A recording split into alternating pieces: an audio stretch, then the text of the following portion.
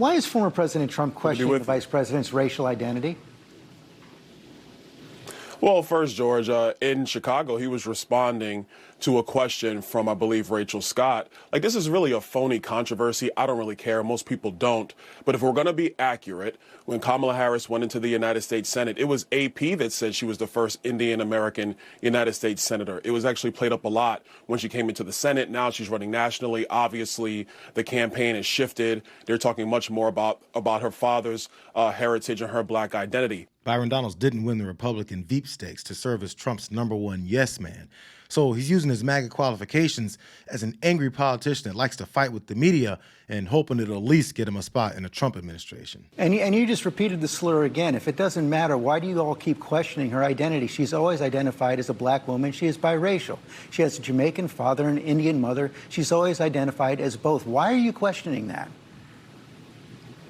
Well, George, first of all, this is something that's actually a conversation throughout social media right now. There were a lot of people who are trying to figure this out. But again, that's a side issue, not the main issue.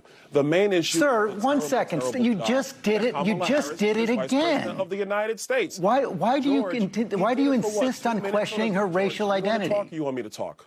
I want you to answer my question. George Stephanopoulos noticed a big aspect of Byron Donalds' interview style when he's faced with having to cover up for Trump. He acts like he's annoyed that an anchor or reporter even asks him a question before taking about 5 minutes to avoid a question, hoping Trump supporters will forget the entire issue they're even talking about. It was the constant theme of this argument that he had on ABC. George, now that you're done yelling at me, let me answer. He talked about it on the stage yesterday in Atlanta for, 2 minutes? He spent more than 35, 40 minutes going after her record, talking about how radical of a senator that she was. She was the most liberal senator in the United States, in the United States Senate. That is a fact. He talked about the job that she did as vice president of the United States, a job, I will add, which has been a failure for the American people. I know you guys like to glom on to this that he talks about in jest or in a serious manner for about a minute or so, but what you do not cover is the litany of failures of Kamala Harris. That's what you're not covering, George. So questioning somebody's racial identity for a couple minutes is okay? George, I'm going to tell you again, he brought it up. AP is the one that wrote the headline when she first came in to the United States Senate. Didn't talk about her being black, talked about her being the first Indian American senator. AP brought that up. I mean, George, we could have this conversation for the entire segment, but none of this matters to the American people. By the way, the question that led Trump to claim that the vice president just became black was about his record as a racist and a president that openly disparaged minorities and women. And then so she wondered how he plans to secure those votes with that kind of track record. So Stephanopoulos got tired and tried to ask Donalds to get back to the original question. So yeah, Trump went on to talk about Harris's time as VP, still with little to no details or really evidence of what she did for MAGA to run against. But moving on to another topic doesn't eliminate the fact that he claimed she just became black. If Donalds answers that question, it would be easy to talk about the other things. But he can't answer that question because it would downgrade his worth to his boss. AP did not say that Kamala Harris is not black. She is biracial. She is Indian. She is black. You continue to repeat the fact that you continue to repeat the slur. I don't understand why you and the president do it, but it's clear you're not going to say that it's wrong. And you've now established that for our audience. Trump also said at the convention that he would pardon January 6 rioters. Everybody look for themselves. Let's move on. I've already said that. Go ahead. On the internet, everybody. Let's move on. There we go. So, go on and repeat the slurs again. So it seems pretty clear that Donalds doesn't even think he's allowed to say that he even wishes Trump hadn't jumped into that rant about her racial background, because the Trump camp somehow thinks that they should expand the campaign off of that rage fest.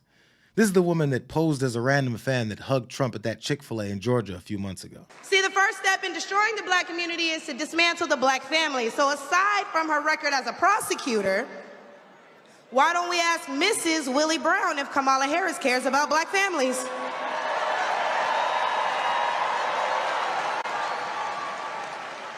I wonder if Mrs. Willie Brown, a black woman, is also with her. A few days ago, President Trump said he didn't know Vice President Harris was a black woman. I'm trying to figure out what all the outrage is about, because she's only black when it's time to get elected.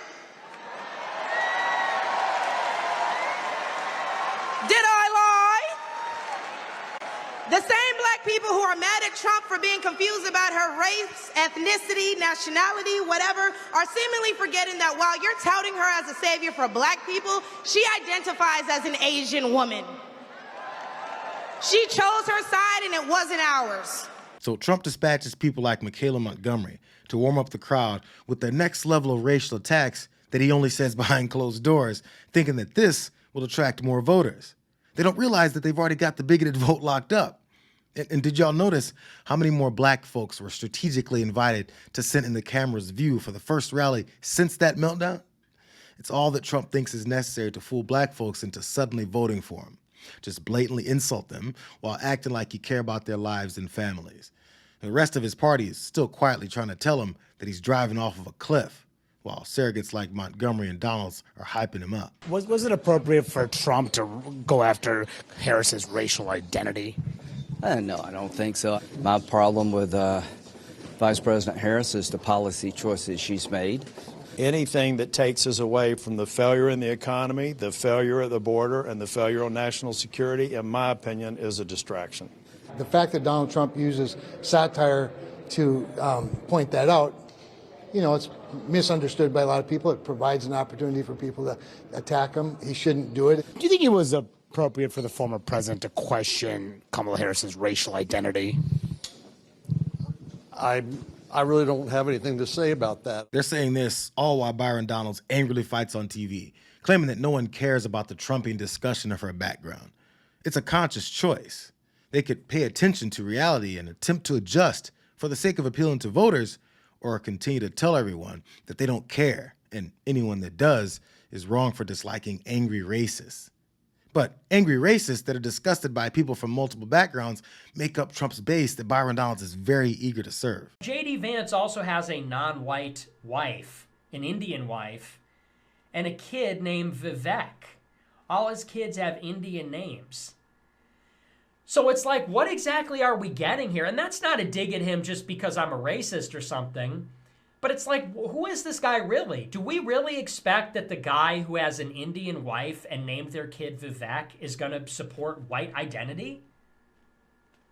Like, there's a white genocide going on in the world. White people are being systematically replaced in America and Europe through immigration and to a much lesser extent due to intermarrying. This guy has a non-white wife and a kid named Vivek. This guy is going to be a defender of white identity? I don't think so. This guy's going to defend American identity? If he does, it's going to be no better than any of these other civic nationalists like Vivek Ramaswamy. How else could you countenance American identity if you have a mixed up family like that? Why are we even discussing anymore whether or not the MAGA movement is based in bigotry and otherism? In 2022, Donald Trump had that guy over at Mar-a-Lago for dinner, and I guess some policy proposals to keep free Americans from making the bad decision to have a mixed-up family. The racist energy and attitude that Fuentes and Trump share was clearly connected when the former president went on that tirade about Harris. So they might as well just uncomplicate things, make their messaging less dodgy, and just come out and say it. The Republican Party is fueled by racists, and we want your vote. It's what they keep saying in the thinly veiled code already. They're trying to cram this down our throat, these people that are not like us. You know what Americans want? It's pretty clear when they elected Trump. Trump got up there and he didn't say, hi, we're going to bring the workers of the world unite. You know, black, Hispanic, and white workers for populism. Let's unionize DoorDash. Trump went up there and said, they're bringing drugs, crime, they're rapists. You know, he said, I'm calling for a shutdown of Muslims coming into America. You know, we're going to say Merry Christmas. He was like this close to saying the N-word. You know, like, that's what Americans want. That's what this guy talks like us. He's our hero. He said, I'm your voice.